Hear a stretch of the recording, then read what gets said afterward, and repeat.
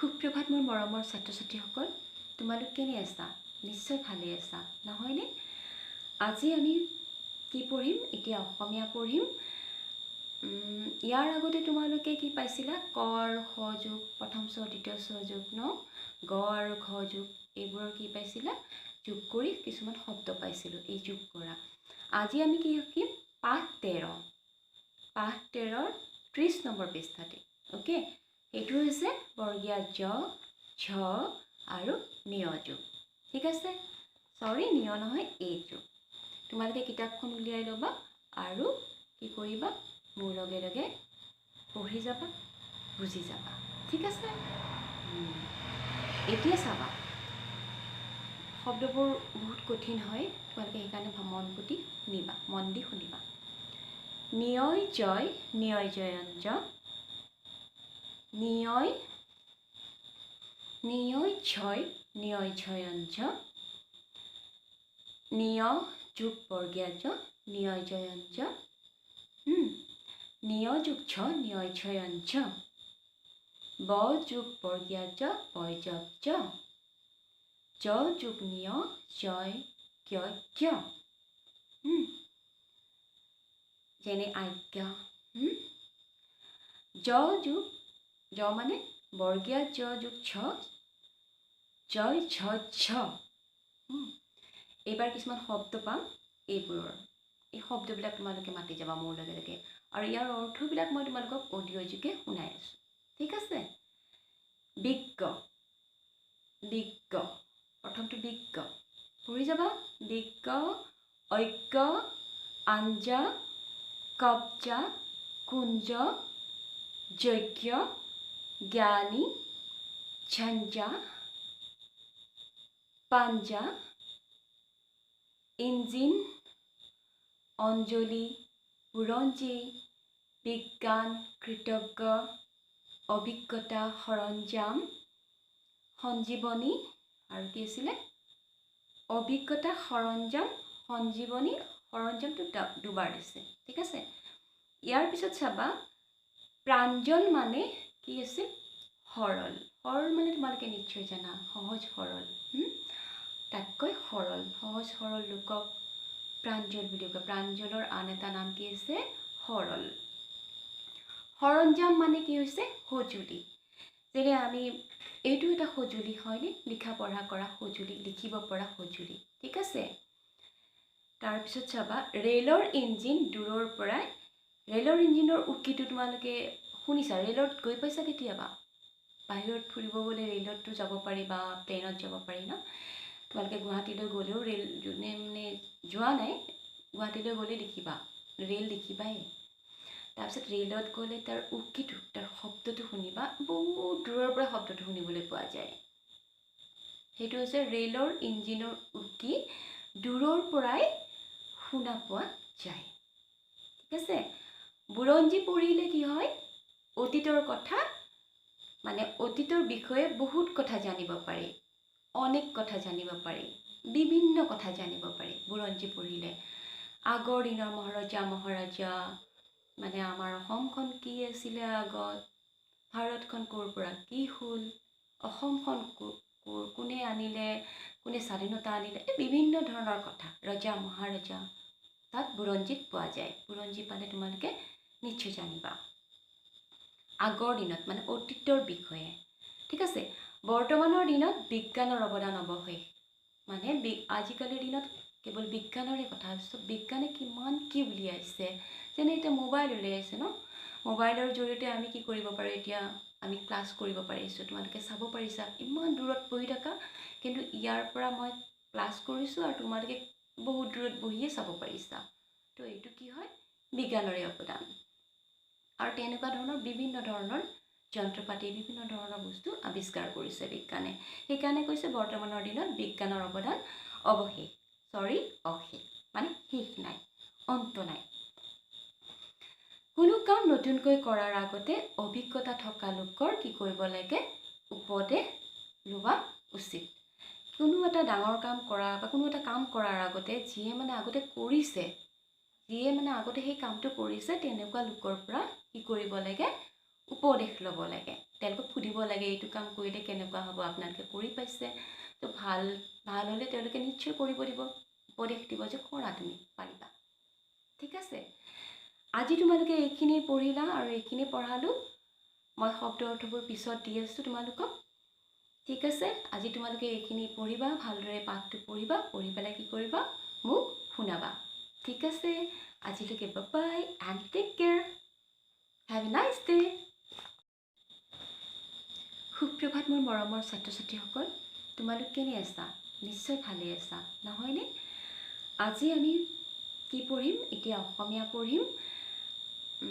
ইয়াৰ আগতে তোমালোকে কি পাইছিলা? ক আৰু খ যোগ, প্ৰথম চ দ্বিতীয় চ যোগ ন, গ আৰু খ যোগ, এইবোৰৰ কি পাইছিলা? যোগ কৰি কিছুমান শব্দ পাইছিলোঁ, এই যোগ কৰা। আজি আমি কি শিকিম? পাঠ 13। পাঠ 13ৰ 30 নম্বৰ পৃষ্ঠাতে। অ'কে, এইটো হৈছে বৰ্গীয়া জ, ঝ আৰু নিয় যোগ। ঠিক আছে, চৰি নিয় নহয়, এই যোগ। তোমালোকে কিতাপখন উলিয়াই ল'বা আৰু কি কৰিবা? মোৰ লগে লগে পঢ়ি যাবা, বুজি যাবা। ঠিক আছে, এতিয়া চাবা, শব্দবোৰ বহুত কঠিন হয়, তোমালোকে সেইকাৰণে মন দি শুনিবা। নিয়য় জয়, নিয়য় জয়ঞ্জ, নিয়য় ঝয়, নিয়য় ঝয়ঞ্জ, নিয় যোগ বৰ্গীয়া জ, নিয়য় জয়ঞ্জ, নিয় যোগ ঝ, নিয়য় ঝয়ঞ্জ, ব যোগ বৰ্গীয়া জ, বয় যোগ জ, জ যোগ নিয়, জয় জ্ঞ জ্ঞ। যেনে আজ্ঞা। জ যোগ, জ মানে বৰ্গীয়া জ যোগ ছ, জয় ঝ ঝ। এইবাৰ কিছুমান শব্দ পাম, এইবোৰৰ এই শব্দবিলাক তোমালোকে মাতি যাবা মোৰ লগে লগে, আৰু ইয়াৰ অৰ্থবিলাক মই তোমালোকক অডিঅ' যোগে শুনাই আছোঁ। ঠিক আছে, বিজ্ঞ, বিজ্ঞ, প্ৰথমটো বিজ্ঞ পঢ়ি যাবা। বিজ্ঞ, ঐক্য, আঞ্জা, কব্জা, কুঞ্জ, যজ্ঞ, জ্ঞানী, ঝঞ্ঝা, পাঞ্জা, ইঞ্জিন, অঞ্জলি, বুৰঞ্জী, বিজ্ঞান, কৃতজ্ঞ, অভিজ্ঞতা, সৰঞ্জাম, সঞ্জীৱনী, আৰু কি আছিলে? অভিজ্ঞতা, সৰঞ্জাম, সঞ্জীৱনী, সৰঞ্জামটো দুবাৰ দিছে। ঠিক আছে, ইয়াৰ পিছত চাবা, প্ৰাঞ্জল মানে কি আছিল? সৰল। সৰল মানে তোমালোকে নিশ্চয় জানা, সহজ সৰল। তাতকৈ সৰল, সহজ সৰল লোকক প্ৰাঞ্জল বুলি কয়। প্ৰাঞ্জলৰ আন এটা নাম কি আছে? সৰল। সৰঞ্জাম মানে কি হৈছে? সঁজুলি। যেনে আমি এইটো এটা সঁজুলি হয়নে? লিখা পঢ়া কৰা সঁজুলি, লিখিব পৰা সঁজুলি। ঠিক আছে, তাৰপিছত চাবা, ৰেলৰ ইঞ্জিন দূৰৰ পৰাই, ৰেলৰ ইঞ্জিনৰ উকিটো তোমালোকে শুনিছা? ৰেলত গৈ পাইছা কেতিয়াবা? বাহিৰত ফুৰিব গ'লে ৰেলততো যাব পাৰি বা প্লেনত যাব পাৰি ন? তোমালোকে গুৱাহাটীলৈ গ'লেও ৰেল, যোনে মানে যোৱা নাই, গুৱাহাটীলৈ গ'লে দেখিবা, ৰেল দেখিবাই। তাৰপিছত ৰেলত গ'লে তাৰ উকিটো, তাৰ শব্দটো শুনিবা, বহুত দূৰৰ পৰা শব্দটো শুনিবলৈ পোৱা যায়। সেইটো হৈছে ৰেলৰ ইঞ্জিনৰ উকি দূৰৰ পৰাই শুনা পোৱা যায়। ঠিক আছে, বুৰঞ্জী পঢ়িলে কি হয়? অতীতৰ কথা, মানে অতীতৰ বিষয়ে বহুত কথা জানিব পাৰি, অনেক কথা জানিব পাৰি, বিভিন্ন কথা জানিব পাৰি বুৰঞ্জী পঢ়িলে। আগৰ দিনৰ মহাৰজা মহাৰাজা, মানে আমাৰ অসমখন কি আছিলে আগত, ভাৰতখন ক'ৰ পৰা কি হ'ল, অসমখন কোনে আনিলে, কোনে স্বাধীনতা আনিলে, এই বিভিন্ন ধৰণৰ কথা, ৰজা মহাৰজা তাত বুৰঞ্জীত পোৱা যায়। বুৰঞ্জী পালে তোমালোকে নিশ্চয় জানিবা আগৰ দিনত, মানে অতীতৰ বিষয়ে। ঠিক আছে, বৰ্তমানৰ দিনত বিজ্ঞানৰ অৱদান অৱশেষ, মানে আজিকালিৰ দিনত কেৱল বিজ্ঞানৰে কথা, বিজ্ঞানে কিমান কি উলিয়াইছে।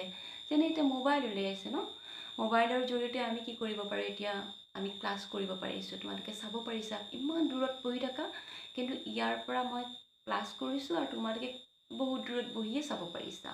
তো এইটো কি হয়? বিজ্ঞানৰে অৱদান। আৰু তেনেকুৱা ধৰণৰ বিভিন্ন ধৰণৰ যন্ত্ৰপাতি বিভিন্ন ধৰণৰ বস্তু আৱিষ্কাৰ কৰিছে বিজ্ঞানে।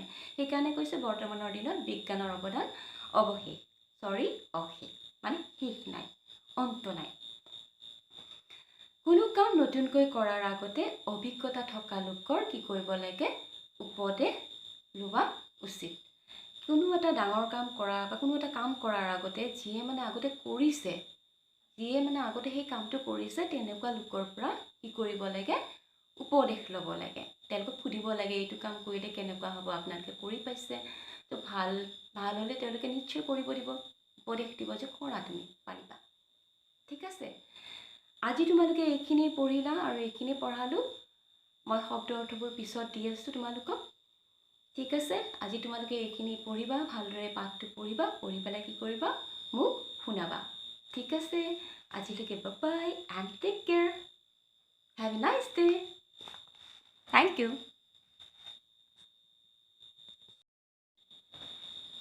সুপ্ৰভাত মোৰ মৰমৰ ছাত্ৰ ছাত্ৰীসকল, তোমালোক কেনে আছা? নিশ্চয় ভালে আছা, নহয়নে? আজি আমি কি পঢ়িম? এতিয়া অসমীয়া পঢ়িম। ইয়াৰ আগতে তোমালোকে কি পাইছিলা? ক আৰু খ যোগ, প্ৰথম চ দ্বিতীয় চ যোগ ন, গ আৰু খ যোগ, এইবোৰৰ কি পাইছিলা? যোগ কৰি কিছুমান শব্দ পাইছিলোঁ, এই যোগ কৰা। আজি আমি কি শিকিম? পাঠ 13। পাঠ 13ৰ 30 নম্বৰ পৃষ্ঠাতে।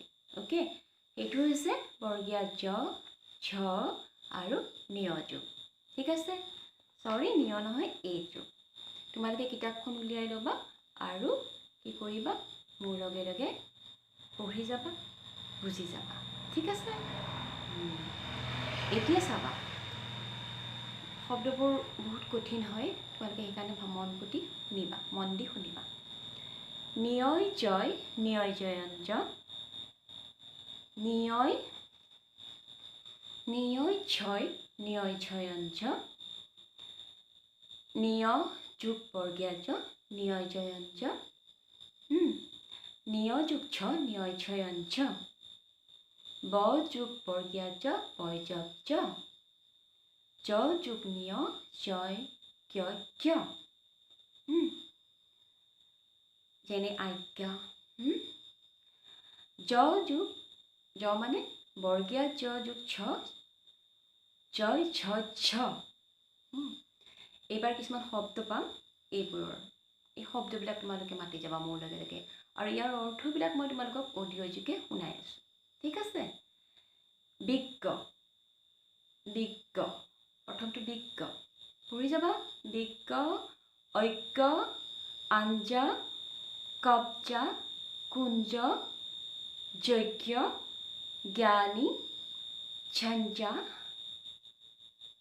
পাঞ্জা, ইঞ্জিন, অঞ্জলি, বুৰঞ্জী, বিজ্ঞান, কৃতজ্ঞ, অভিজ্ঞতা, সৰঞ্জাম, সঞ্জীৱনী, আৰু কি আছিলে, অভিজ্ঞতা, সৰঞ্জাম, সঞ্জীৱনী, সৰঞ্জামটো দুবাৰ দিছে। ঠিক আছে, ইয়াৰ পিছত চাবা, প্ৰাঞ্জল মানে কি আছিল, সৰল। সৰল মানে তোমালোকে নিশ্চয় জানা, সহজ সৰল, তাতকৈ সৰল, সহজ সৰল লোকক প্ৰাঞ্জল বুলি কয়। প্ৰাঞ্জলৰ আন এটা নাম কি আছে, সৰল।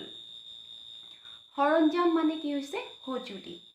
যেনে আমি এইটো এটা সঁজুলি হয়নে, লিখা পঢ়া কৰা সঁজুলি, লিখিব পৰা সঁজুলি। ঠিক আছে, তাৰপিছত চাবা, ৰেলৰ ইঞ্জিন দূৰৰ পৰাই, ৰেলৰ ইঞ্জিনৰ উকিটো তোমালোকে শুনিছা, ৰেলত গৈ পাইছা কেতিয়াবা? বাহিৰত ফুৰিব গ'লে ৰেলততো যাব পাৰি বা প্লেনত যাব পাৰি ন। তোমালোকে গুৱাহাটীলৈ গ'লেও ৰেল, যোনে মানে যোৱা নাই, গুৱাহাটীলৈ গ'লে দেখিবা, ৰেল দেখিবাই। তাৰপিছত ৰেলত গ'লে তাৰ উকিটো, তাৰ শব্দটো শুনিবা, বহুত দূৰৰ পৰা শব্দটো শুনিবলৈ পোৱা যায়। সেইটো হৈছে ৰেলৰ ইঞ্জিনৰ উকি দূৰৰ পৰাই শুনা পোৱা যায়। ঠিক আছে, বুৰঞ্জী পঢ়িলে কি হয়, অতীতৰ কথা, মানে অতীতৰ বিষয়ে বহুত কথা জানিব পাৰি, অনেক কথা জানিব পাৰি, বিভিন্ন কথা জানিব পাৰি বুৰঞ্জী পঢ়িলে। আগৰ দিনৰ মহাৰজা মহাৰাজা, মানে আমাৰ অসমখন কি আছিলে আগত, ভাৰতখন ক'ৰ পৰা কি হ'ল, অসমখন কোনে আনিলে, কোনে স্বাধীনতা আনিলে, এই বিভিন্ন ধৰণৰ কথা, ৰজা মহাৰজা, তাত বুৰঞ্জীত পোৱা যায়। বুৰঞ্জী পালে তোমালোকে নিশ্চয় জানিবা আগৰ দিনত মানে অতীতৰ বিষয়ে।